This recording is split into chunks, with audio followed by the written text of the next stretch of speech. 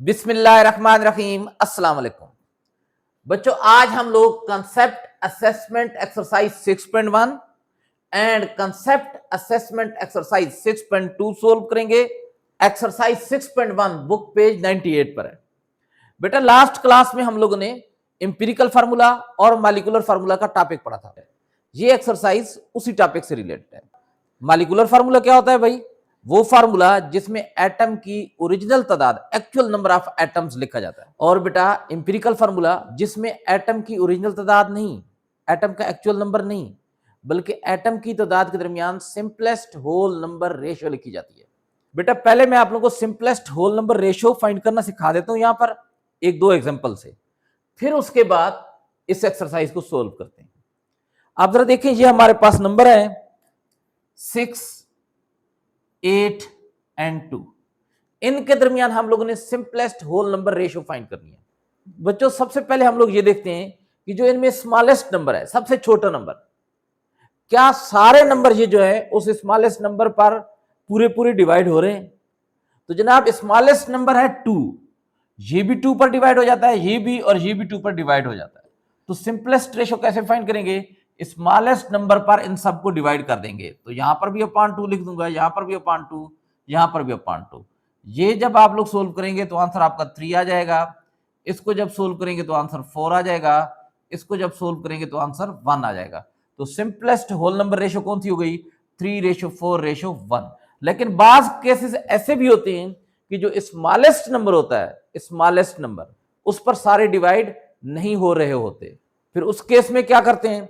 अब जरा इस एग्जांपल से समझते हैं। 12, 15 एंड 6। स्मॉलेस्ट नंबर तो 6 है। अब ये 12 6 पर डिवाइड हो जाता है, 6 भी 6 पर डिवाइड हो जाता है, लेकिन 15 6 पर डिवाइड नहीं होता। लिहाजा 6 पर इन सबको डिवाइड नहीं करेंगे। फिर और कौन सा नंबर है? बेटा 3 एक ऐसा नंबर है जिस पर ये सारे के सारे डिवाइड हो जाते हैं। तो 3 से डिवाइड कर देंगे तो हमारे पास क्या आ जाएगा? जरा देखें, 4, ये कितना आ जाएगा? 5, ये कितना आ जाएगा? 2। तो रेशियो क्या आ जाएगी? 4:5:2। मुझे इस बात का यकीन है कि आपको सिंपलेस्ट होल रेशियो फाइंड करना पहले से आती होगी। ये मैंने इसलिए समझा दिया कि अगर किसी बच्चे को थोड़ा बहुत प्रॉब्लम है तो वो क्लियर हो जाए। चलें अब जरा अपने काम की तरफ आते हैं। बेटा ये कह रहा है write the empirical formulas for the compound containing carbon to hydrogen in the following ratio. ऐसे कंपाउंड है, ये 4 कंपाउंड है, ए बी सी और डी। इनमें कार्बन और हाइड्रोजन के दरमियान रेशियो ये है, यानी 2 ही एलिमेंट है, कार्बन और हाइड्रोजन, और उनमें रेशियो ये है। कह रहा है इनके एम्पिरिकल फार्मूला फाइंड करें। मॉलिक्यूलर फार्मूला होते तो हम लोग डायरेक्ट ये नंबर लिख लेते उनके साथ। जैसे इसका मॉलिक्यूलर फार्मूला क्या बनता? CH4, C1 है और H4 है, 1 लिखने की जरूरत नहीं होती। इसका मॉलिक्यूलर फार्मूला क्या बनता? C2H6। इसका मॉलिक्यूलर फार्मूला क्या बनता? C2H2। और इसका molecular formula C6H6। Molecular formula लिखना तो बहुत आसान है। उन्होंने कह दिया ना कि 2 ही एलिमेंट हैं, कौन कौन से? कार्बन और हाइड्रोजन। तो हम लोगों ने भी कार्बन और हाइड्रोजन, और इनके दरमियान ये उन्होंने कहा है रेशियो है, ये नंबर है, हम लोगों ने लिख दिया। बेटा ये वाला जो कंपाउंड है इसे कहते हैं मीथेन, इथेन, इथाइन, बेंजीन। लेकिन बेटा उन्होंने हमें ये नहीं कहा कि मॉलिक्यूलर फार्मूलाज लिखें। और अगर आप लोगों को पेपर में ये नहीं कहा जाता कि मॉलिक्यूलर फार्मूला लिखें तो खुद लिखने की जरूरत नहीं है, बल्कि अगर आप लिखेंगे तो उससे अच्छा इंप्रेशन नहीं पड़ेगा। पेपर चेक कर ये समझेगा कि बच्चे को पेपर सोल्व करने का सेंस ही नहीं है, जो चीज पूछी जाती है बस उसी का जवाब लिखा करें। तो बच्चों अब हम लोगों ने क्या करना है? इंपिरिकल फार्मूला लिखने हैं इनके। तो जरा देखें, यहां पर मैं ए सोल्व करता हूं। सबसे पहले carbon to hydrogen ratio, carbon to hydrogen ratio. हाँ भाई क्या रेशियो है? 1:4। और यही सिंपलेस्ट रेशियो भी है। जब एक नंबर 1 आ जाए ना तो फिर उससे सिंपलेस्ट और रेशियो नहीं हो सकती। Simplest whole number ratio.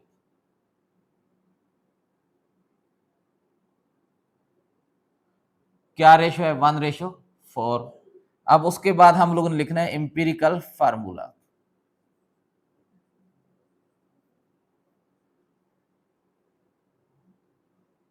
Simplest whole ratio क्यों फाइंड करते हैं, क्योंकि एम्पिरिकल फार्मूला में हम लोग सिंपलेस्ट होल नंबर रेशो ही लिखते हैं। एम्पिरिकल फार्मूला क्या बन जाएगा, CH लिखेंगे क्योंकि कार्बन और हाइड्रोजन है इसके अंदर। कार्बन का रेशो 1 है, 1 लिखने की जरूरत नहीं है, और हाइड्रोजन का रेशो 4 है। तो ये आपका आंसर आ गया। आप जरा देखते हैं बी वाला, कार्बन टू हाइड्रोजन रेशो। अब मैं कार्बन को सिर्फ C लिख रहा हूं, टू हाइड्रोजन रेशो क्या है भाई, रेशो 2:6। बच्चों हम लोगों ने लिखना है एम्पिरिकल फार्मूला, और एम्पिरिकल फार्मूला में लिखते हैं सिंपलेस्ट होल नंबर रेशो। अब ये सिंपलेस्ट होल नंबर रेशो नहीं है, इसको मजीद सिंपलेस्ट किया जा सकता है। कैसे इसको सिंपलेस्ट करेंगे, इनमें जो स्मॉलर नंबर है 2 उसको दोनों पर डिवाइड कर देंगे। देखें ना, ये दोनों 2 पर डिवाइड हो सकते हैं। तो मैं क्या लिखूंगा, सिंपलेस्ट होल नंबर रेशो।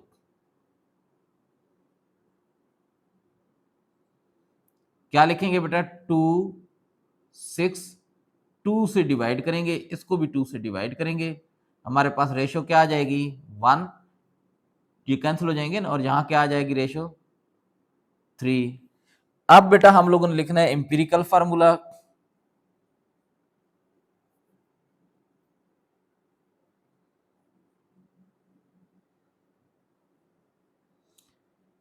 क्या लिखेंगे एम्पिरिकल फार्मूला, कार्बन और हाइड्रोजन है तो कार्बन हाइड्रोजन, कार्बन 1 और हाइड्रोजन 3, सिंपलेस्ट होल रेशो। तो ये बेटा आप लोगों के पास बी का आंसर आ गया। अब बेटा सी को सोल्व करते हैं। कार्बन हाइड्रोजन रेशो 2:2 है, carbon to hydrogen ratio 2:2, simplest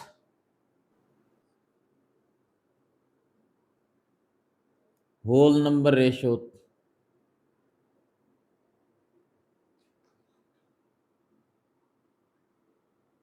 कैसे निकालोगे, शाबाश बताएं। 2:2, 2 स्मॉलेस्ट नंबर है, दोनों 2 पर डिवाइड हो सकते हैं। तो यहां पर ये आपके पास क्या रेशो आ जाएगी, 1:1, 1:1। अब क्या लिखना है, एम्पिरिकल फार्मूला।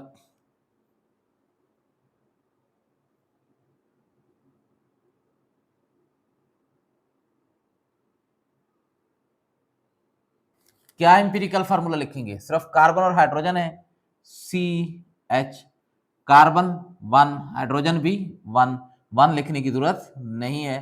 तो आपके पास एम्पिरिकल फार्मूला बन गया CH। बेटा इसमें carbon to hydrogen ratio 6:6, carbon to hydrogen ratio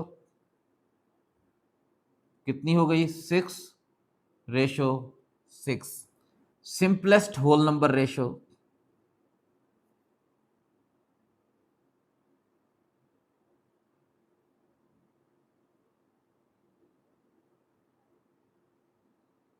कौन सा टेबल जाता है दोनों पर, 6 का। तो क्या लिखेंगे, 6/6 रेशो, ये वाला 6 और डिवाइड कर देंगे 6 से, आपके पास क्या आ जाएगा 1:1, 1:1। तो अब एम्पिरिकल फार्मूला,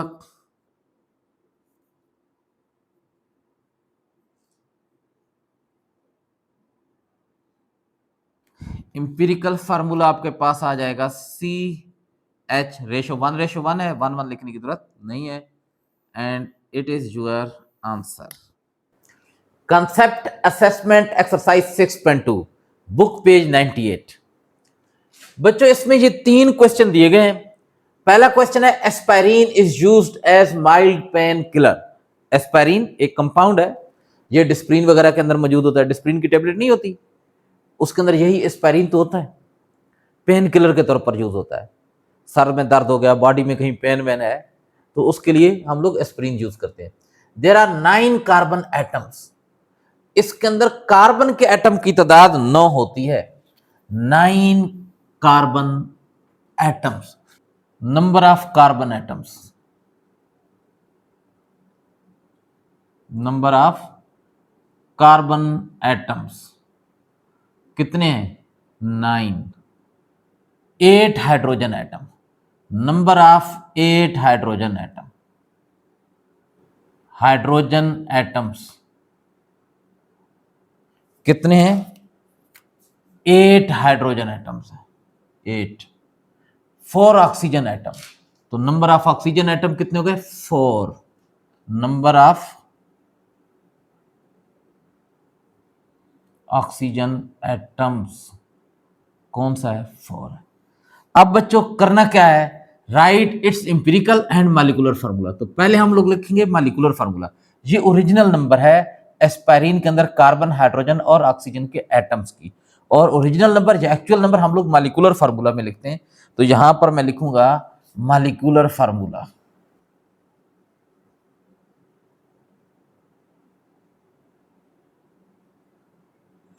कौन कौन से एटम है? कार्बन, तो पहले मैं लिखूंगा कार्बन, फिर हाइड्रोजन, फिर ऑक्सीजन।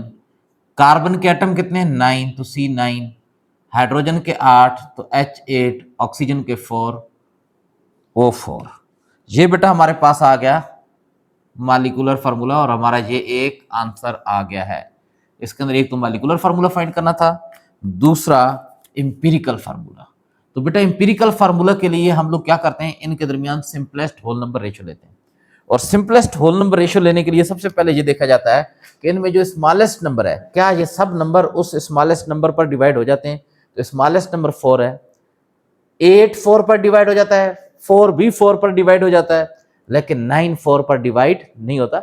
9 4 पर डिवाइड होता है, आंसर 2.25 आता है, लेकिन वो पॉइंट में आ रहा है, होल नंबर नहीं आ रहा, और हमें सिंपलेस्ट होल नंबर रेशियो चाहिए होती है। तो फिर देखते हैं कोई और स्मॉलेस्ट नंबर। तो बच्चों 3 का टेबल इस पर चला जाता है लेकिन इन पर नहीं जाता। अब 2 का टेबल इस पर और इस पर चला जाता है लेकिन इस पर नहीं जाता। तो क्या मतलब? इनके दरमियान सिंपलेस्ट होल नंबर रेशियो भी यही रहेगी। तो जरा देखते हैं, यहां पर मैं लिख रहा हूं, लिखूंगा क्या? Simplest whole number ratio, whole number ratio कितनी है? यही है, 9:8:4। तो इंपिरिकल फार्मूला भी फिर यही बन जाएगा। इंपिरिकल फार्मूला फॉर एस्पायरिन क्या बनेगा? C9H8O4। ये आपका दूसरा आंसर आ गया। बेटा हम लोगों ने पढ़ा था ना, याद है ना, जब हम लोगों ने लास्ट क्लास ली थी, इंपिरिकल और मॉलिक्यूलर फार्मूला की थ्योरी पढ़ी थी, वहां पर हम लोगों ने आखिर में नोट लिखा था, ऐसे कई ऑर्गेनिक कंपाउंड हैं जिनका इंपिरिकल और मॉलिक्यूलर फार्मूला दोनों सेम होते हैं। तो बेटा जरा देख लें, इसका मॉलिक्यूलर फार्मूला और इंपिरिकल फार्मूला एस्पायरिन का दोनों सेम है। अब बच्चों सेकंड है विनेगर, सिरका इज 5% एसिटिक एसिड। ये असल में सिरका एसिटिक एसिड होता है, इसको बोलते हैं ग्लेशियल एसिटिक एसिड जब खालिस होता है। तो एसिटिक एसिड का जो 5% सोल्यूशन होता है वो विनेगर कहलाता है। क्या मतलब है? आप लोगों ने 95 ग्राम वाटर लेना है और उसके अंदर 5 ग्राम कौन सी चीज? एसिटिक एसिड डाल देना है, तो विनेगर बन जाएगा। इट कंटेन्स 2 कार्बन एटम, इसके अंदर कार्बन एटम की जो तादाद है 2 कार्बन एटम्स। तो यहां पर क्या लिखेंगे? Number of carbon atoms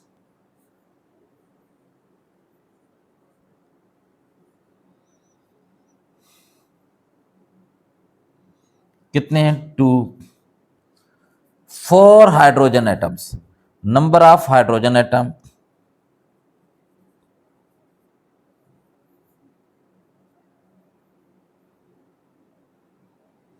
4 and 2 oxygen atoms, number of oxygen atoms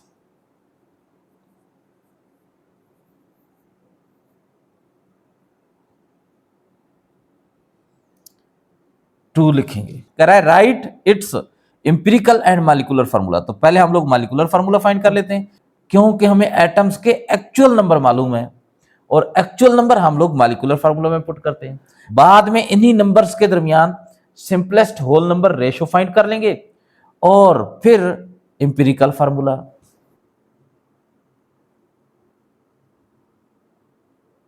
molecular formula क्या लिखेंगे, कौन कौन से एटम है, carbon, hydrogen and oxygen. Carbon, hydrogen and oxygen. Carbon के कितने एटम हैं, 2, C2, H4, O2, C2, H4, O2।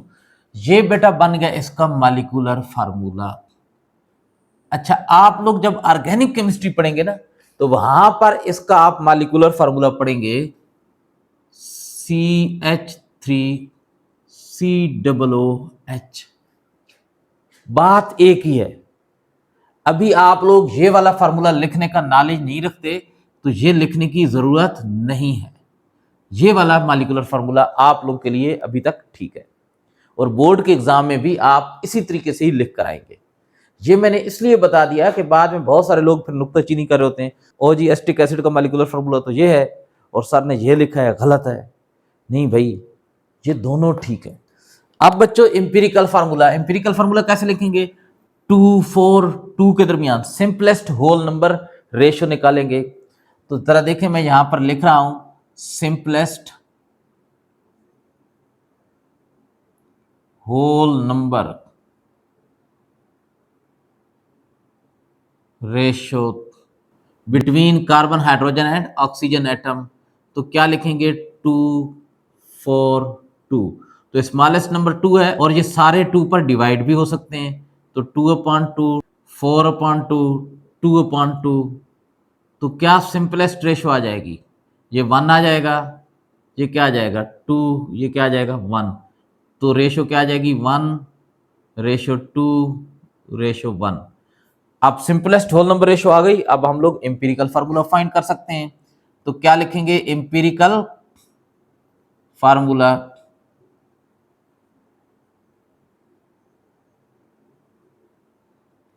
क्या एम्पिरिकल फार्मूला होगा, CHO सिंपलेस्ट होल रेशियो 1 लिखने की जरूरत नहीं है, H2 है और ऑक्सीजन भी 1 है तो 1 लिखने की जरूरत नहीं है। तो बच्चों इसका ये आप लोगों के पास आंसर आ गया। अब बच्चों थर्ड क्वेश्चन है कैफीन। कैफीन एक कंपाउंड है, चाय के अंदर और कॉफी के अंदर होता है।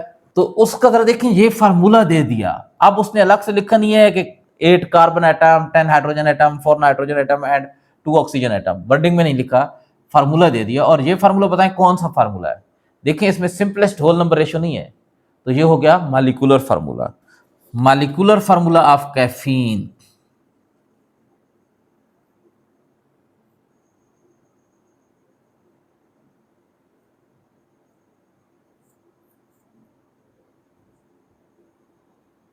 क्या है, मॉलिक्यूलर फार्मूला C8H10N4O2। अब इनके दरमियान simplest whole number ratio find कर लेते हैं। सिंपलेस्ट होल नंबर रेशियो आगे लिख दें between carbon, hydrogen, nitrogen, oxygen, या लिखने की जरूरत नहीं है। तो कैसे रेशियो फाइंड करेंगे, 8, 10, 4, 2। स्मॉलेस्ट नंबर 2 है और ये सारे नंबर 2 पर डिवाइड हो सकते हैं, 8 भी, 10 भी, 4 भी और 2 भी। तो इन सबको 2 पर डिवाइड कर देंगे, अपॉन 2, अपॉन 2, अपॉन 2, अपॉन 2। इनके दरमियान रेशियो लगा लेते हैं। ये क्या आएगा आपके पास आंसर, 4। क्या आंसर आ जाएगा आपके पास, 5। क्या आंसर आ जाएगा, 2। और क्या आंसर आ जाएगा, 1। तो ये हो गई सिंपलेस्ट होल नंबर रेशियो। अब हम लोग लिख लेते हैं एम्पिरिकल फार्मूला ऑफ कैफीन।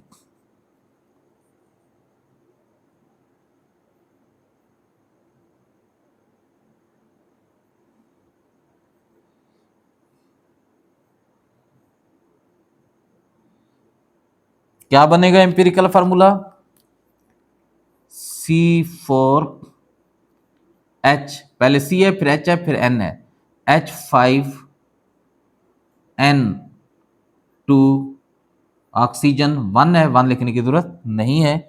और बच्चों ये फार्मूले आपको याद होने चाहिए, मॉलिक्यूलर फार्मूले, चाहे वो कंसेप्ट असेसमेंट एक्सरसाइज में दिए गए हैं, चाहे वो वैसे टॉपिक में दिए गए हैं, चाहे वो एग्जांपल्स में दिए गए हैं, या चैप्टर के एंड पे जो रिव्यू क्वेश्चन की एक्सरसाइज होती है उसमें दिए गए हैं। ये फार्मूले वगैरह या जहाँ से जितनी भी इंफॉर्मेशन मिलती हैं वो आपको याद होनी चाहिए। जैसे जहाँ पर ये कह रहा है ना, aspirin is used as mild pain killer, तो आपको पता होना चाहिए कि एस्पाइरिन माइल्ड पेन किलर है। बच्चों आज की क्लास में इतना ही, मिलेंगे इंशाल्लाह अगली क्लास में। अल्लाह हाफिज।